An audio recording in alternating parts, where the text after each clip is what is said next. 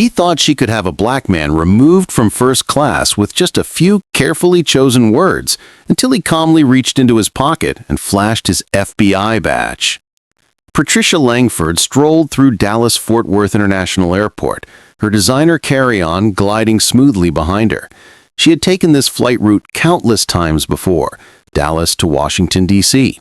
First class, the only way she ever traveled. Everything about air travel felt predictable to her. The priority boarding, the complimentary champagne, the hushed conversations between professionals. She expected comfort and exclusivity. So when she approached her row and saw a black man in a crisp navy blue suit already seated beside her, her steps faltered. He had an air of quiet confidence, his laptop open, eyes scanning the screen as if he were reviewing something important. Patricia's lips pressed together.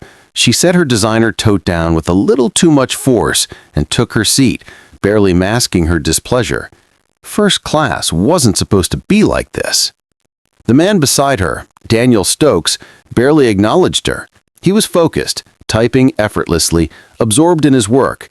The glow from his laptop reflected against his dark skin, highlighting the sharp angles of his face. He had the composure of someone who belonged here. Patricia, however, wasn't convinced. She inhaled sharply through her nose, shifting in her seat. Her purse accidentally nudged his armrest. No reaction.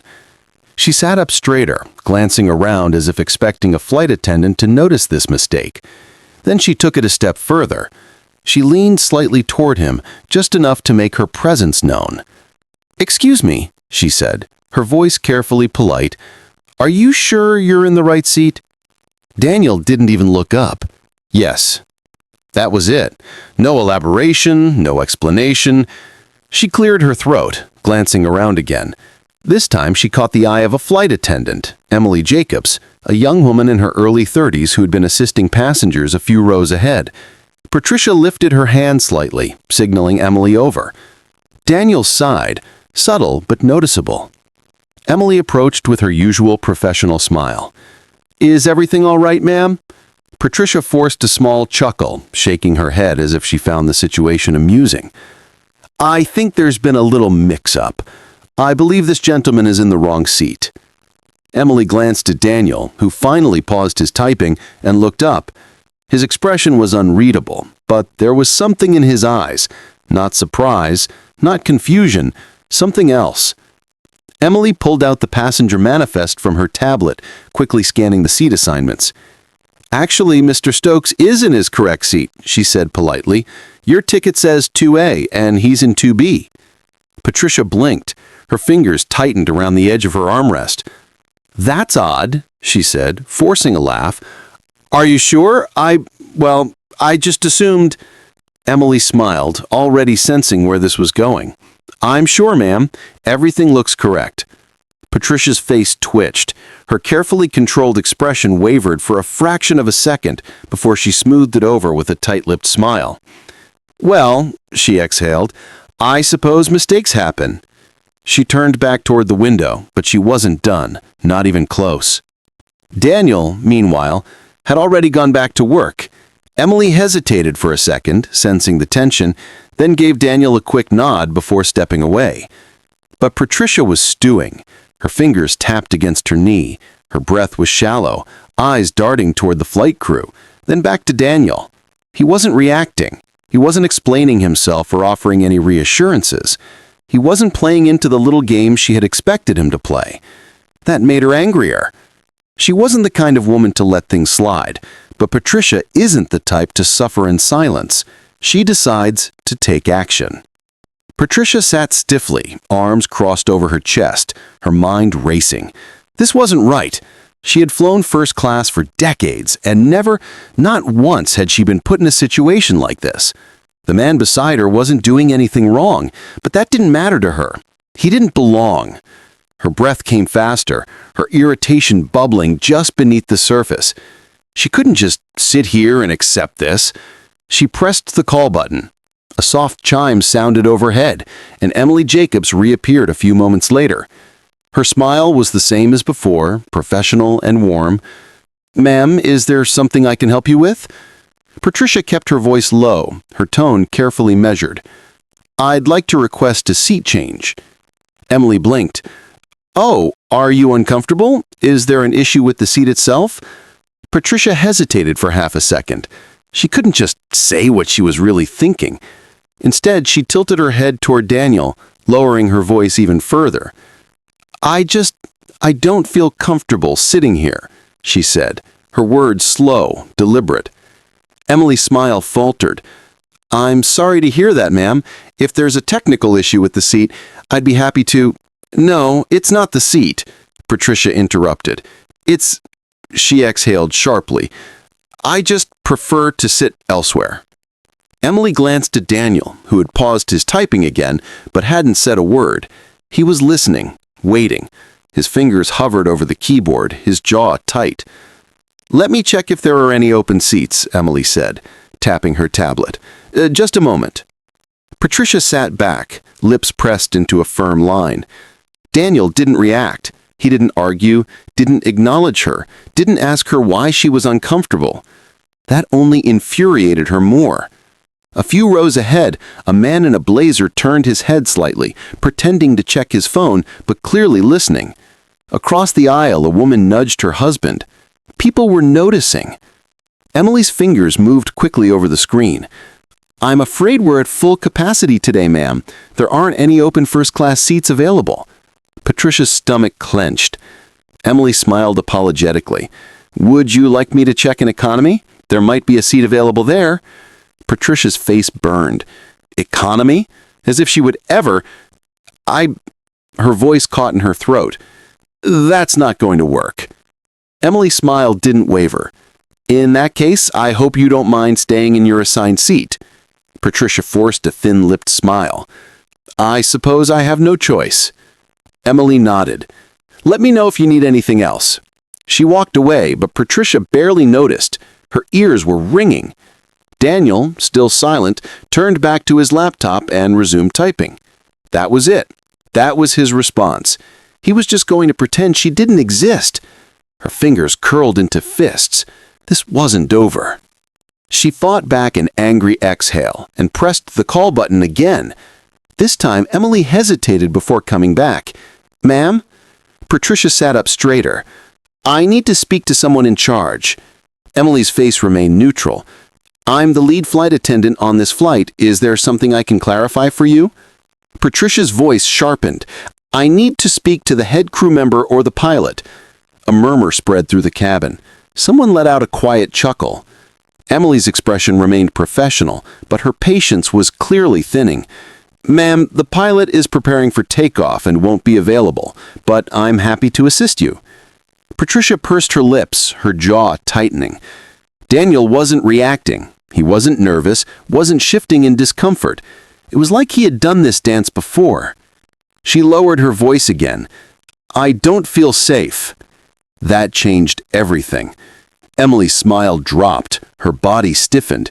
Daniel stopped typing. Across the aisle, a middle-aged man wearing a Bluetooth earpiece muttered, Here we go again. Emily straightened up. Ma'am, I'm sorry, but can you clarify what you mean? Patricia folded her hands neatly in her lap, tilting her head slightly. I'm not saying that. I just don't feel comfortable, that's all. Across the aisle, the businessman with the Bluetooth scoffed and muttered, Unbelievable. A young woman 3 rows back lifted her phone slightly, pretending to text but clearly recording. A few other passengers whispered among themselves, heads turning in Patricia's direction. Patricia noticed. She could feel the shift. The tide was turning against her, but she wasn't about to back down. This is a simple request, she continued, feigning politeness. I'm just asking to be accommodated. If I'm uncomfortable, I should have the right to move seats, shouldn't I? Emily's jaw tightened. Ma'am, I already checked and there are no open first-class seats available. Patricia pressed her lips together. And coach. Emily hesitated. There are 2 open seats in economy. Patricia straightened. Perfect. He can take one of them. Once on the surface of his laptop before going still. He wasn't arguing, wasn't responding, but he also wasn't moving. Emily blinked, as if replaying Patricia's words in her mind to make sure she heard correctly. "Ma'am?" Her voice was lower now, firmer. "Just to clarify, you want me to move this passenger to economy because you don't want to sit next to him?" Patricia nodded once, sitting straighter. "Yes." Emily inhaled through her nose. "That won't be happening." Patricia's eyes snapped up. "Excuse me?" Emily folded her hands in front of her, voice unwavering. "Mr. Stokes has a first-class ticket, just like you. He is in his assigned seat. I cannot and will not ask him to move." Patricia's face flushed. She was losing control of the situation. Passengers were staring openly now, some whispering, some shaking their heads. The young woman with the phone was still recording. Patricia felt her stomach twist. "This is ridiculous," she hissed.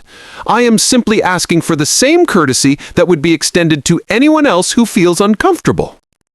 Emily didn't budge.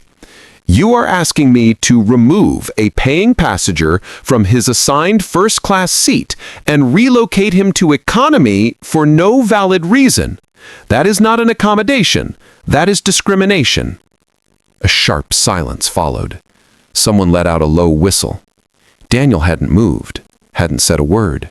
He just watched Patricia, waiting. Patricia's pulse pounded in her ears. This wasn't how it was supposed to go. Emily squared her shoulders. "Ma'am, we are about to taxi. If you cannot remain seated and follow flight crew instructions, I will have to ask you to deplane." Patricia's stomach dropped. "What?" Emily's tone remained professional but firm. "You have two options. Stay in your seat quietly, or you can deplane. But Mr. Stokes is not moving." A few passengers clapped softly.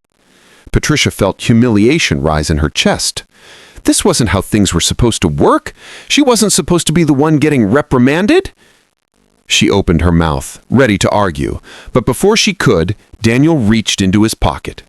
He pulled out a leather case, flipped it open, and held it up. And just like that, everything changed. A gold FBI badge gleamed under the cabin lights. The air in the plane shifted. Patricia's entire body went rigid. Passengers gasped. A few even chuckled. The young woman with the phone, she zoomed in immediately. Daniel's voice was calm, even, unreadable. "Ma'am," he said smoothly, tilting his head, "would you like to file an official complaint? I can take your statement right now." Patricia's breath hitched. She couldn't speak.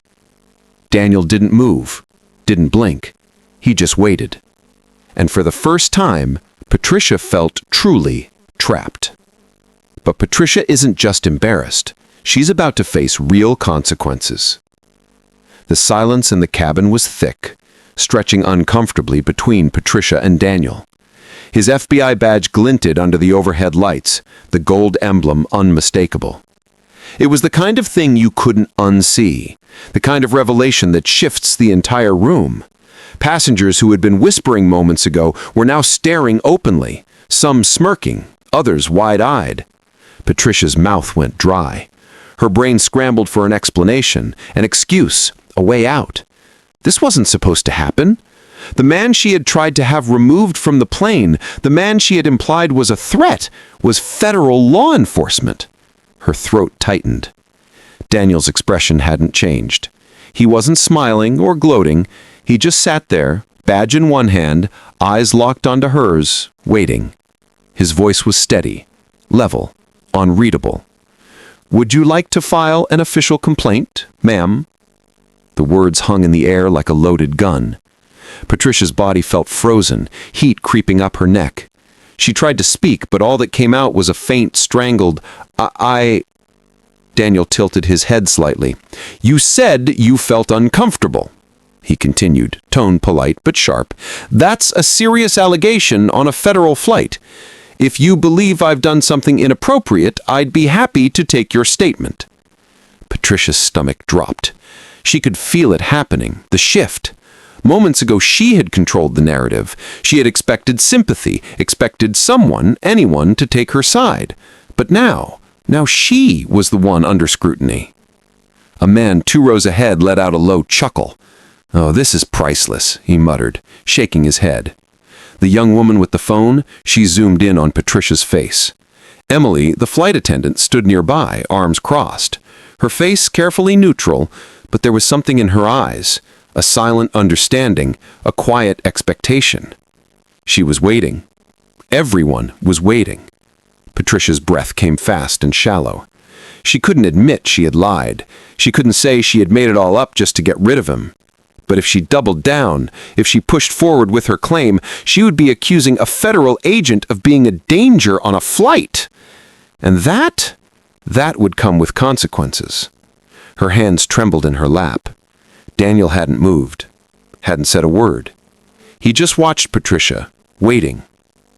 Finally, after what felt like an eternity, Patricia shook her head, barely a movement.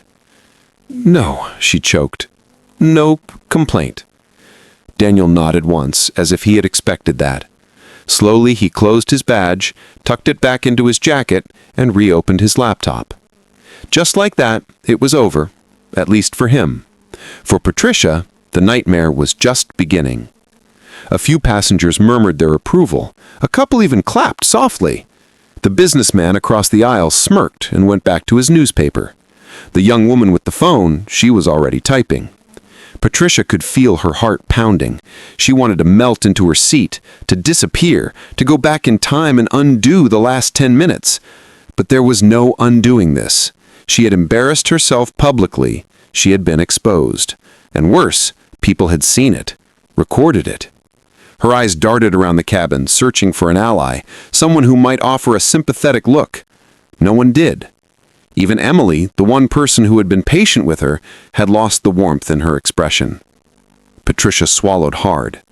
She wanted to argue, wanted to say something to regain control, but she knew deep down there was nothing left to say. The flight wasn't even off the ground yet, and somehow she had already lost. But Patricia isn't just embarrassed. She's about to face real consequences. Patricia sat rigidly in her seat, staring straight ahead. Her breathing was shallow, her face burning. This wasn't just embarrassment. This was humiliation. Daniel had already moved on. He had flipped his laptop open again, fingers tapping calmly on the keyboard. It was as if she didn't exist. The rest of the cabin, however, they hadn't forgotten. Across the aisle, the businessman with the Bluetooth smirked to himself. The woman recording had stopped typing, but her phone was still angled slightly upward as if waiting for Patricia to react. Even the flight attendants, the ones who were supposed to be neutral, had a different air about them now. Emily, the lead flight attendant, stood nearby, watching. She felt it all, the weight of the stairs, the quiet judgment in the air.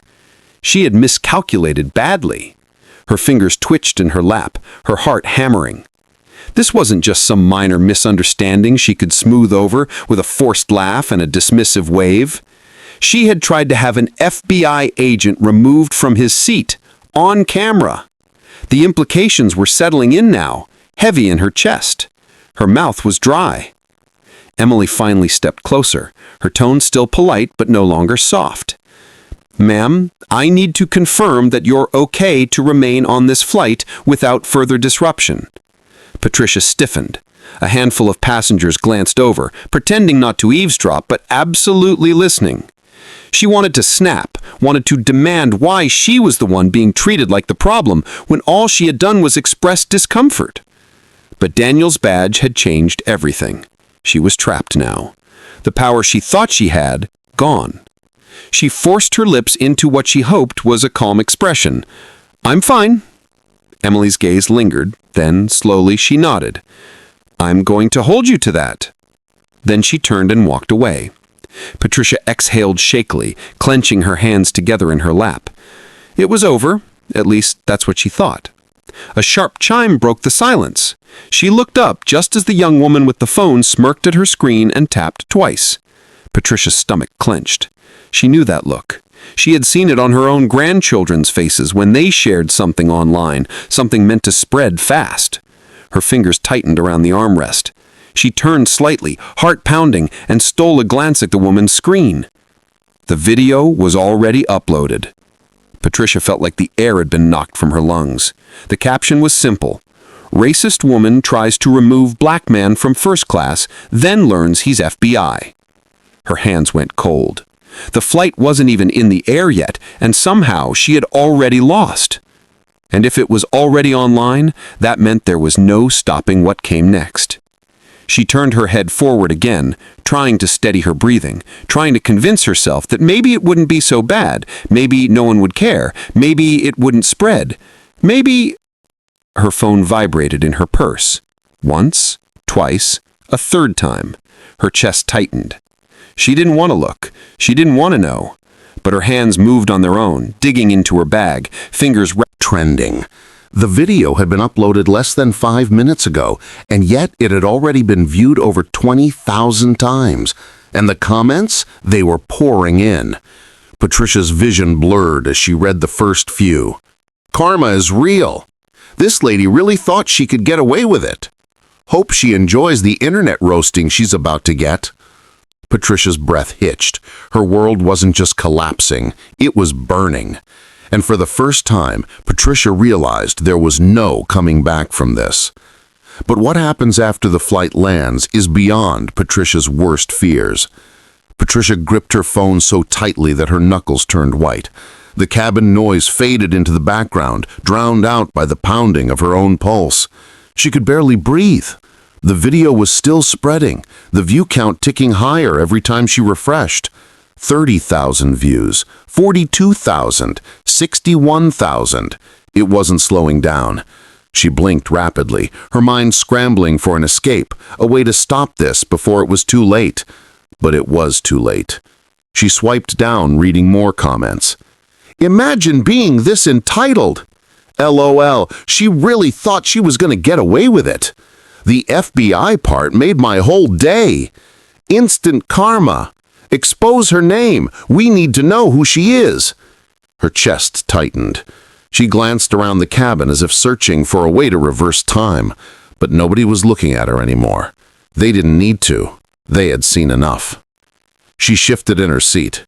Daniel, still beside her, hadn't moved. His fingers tapped lightly on his laptop keyboard. If he was aware of the video, he didn't show it. He didn't care. And that, somehow, made it worse. Patricia's phone buzzed again. She flinched, then looked down. Her sister. She hesitated, then pressed the decline button with a shaky finger. She wasn't ready for that conversation. She wasn't ready for any of this. The plane had barely even taken off, and yet her world was already collapsing around her. She exhaled sharply, forcing herself to stay calm. She needed a plan, a way to fix this. She could apologize. Maybe that would help. No, that would only fuel the fire. She could ignore it, pretend she hadn't seen the video. No, that was worse. Her mind raced, her thoughts colliding, spiraling. And then the pilot's voice came over the intercom. Ladies and gentlemen, we are beginning our descent into Washington, D.C. The local time is 5:43 p.m. Please ensure your seatbelts are fastened as we prepare for landing. Patricia's heart dropped. Landing. She had been so focused on the chaos inside the plane that she had forgotten what was waiting for her outside of it. She refreshed the video one last time. 97,000 views. Her name was trending. Her hands shook as she stuffed her phone back into her bag, trying to convince herself that she could still get ahead of this, that maybe, just maybe, it wouldn't be as bad as she thought. But Patricia still hopes the storm will pass, until she turns on the news. Patricia practically bolted off the plane the second the doors opened. She ignored the side glances, the quiet chuckles, the unspoken judgment hanging in the air. She just needed to get out. But as she hurried into Reagan National Airport, her pulse skipped at what she saw waiting near baggage claim. A cluster of reporters, not a huge crowd, not yet, but enough. A woman in a navy blazer held a microphone near her lips, reading from her phone as a cameraman filmed her. The now viral video shows an unidentified woman attempting to have an FBI agent removed from first class, citing discomfort. The clip has gained over 1 million views in just a few hours. Patricia stopped breathing. 1 million? That was impossible. She turned her head quickly, praying they hadn't seen her. but one of the reporters locked eyes with her. The woman's face lit up. Wait, that's her! Patricia spun on her heel, panic spiking in her chest. She could not be seen like this. She moved fast, her heels clicking sharply against the tile floor. She needed to get to the exit now. But her phone buzzed violently in her purse. Texts, missed calls, alerts. She couldn't outrun it. She shoved past a group of travelers, her breath short, her hands clammy.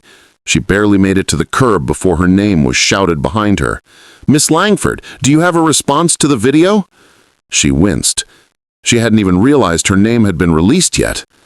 A taxi slowed near the curb and she nearly threw herself into the back seat. "Go," she snapped at the driver. "Now!" He raised an eyebrow but pulled away from the curb without a word. Patricia pressed her hands to her temples, eyes squeezed shut.